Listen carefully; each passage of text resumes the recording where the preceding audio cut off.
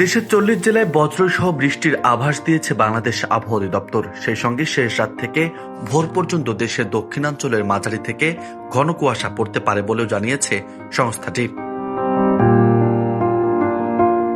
বাংলাদেশ আবহাওয়া অধিদপ্তরের আবহাওয়াবিদ শাহনাজ সুলতানার দেওয়া পূর্বাভাসে এসব তথ্য জানানো হয়েছে।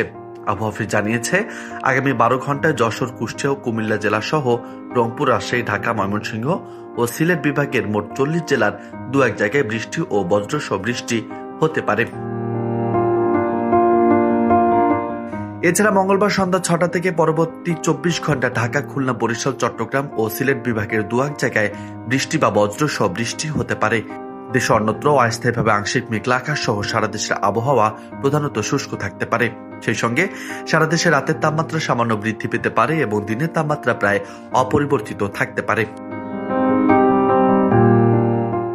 এদিকে বুধবার সন্ধ্যা ৬টা থেকে পরবর্তী ২৪ ঘন্টায় রাজশাহী, ঢাকা, ময়মনসিংহ, খুলনা, বরিশাল, চট্টগ্রাম ও সিলেট বিভাগের দু এক জায়গায় বৃষ্টি বা বজ্রসহ বৃষ্টি হতে পারে। এছাড়া দেশে অন্যত্র অস্থায়ীভাবে আংশিক মেঘলা আকাশ সহ আবহাওয়া প্রধানত শুষ্ক থাকতে পারে। তবে সারা দেশের শেষ রাত থেকে ভোর পর্যন্ত হালকা থেকে মাঝারি ধরনের কুয়াশা পড়তে পারে। সে সঙ্গে সারা দেশে রাতের তাপমাত্রা সামান্য বৃদ্ধি পেতে পারে এবং দিনের তাপমাত্রা প্রায় অপরিবর্তিত থাকতে পারে। অন্যদিকে আগামী ৫ দিনের আবহাওয়া পরিস্থিতিতে উল্লেখযোগ্য কোনো পরিবর্তনের সম্ভাবনা নেই বলে জানিয়েছে সংস্থাটি।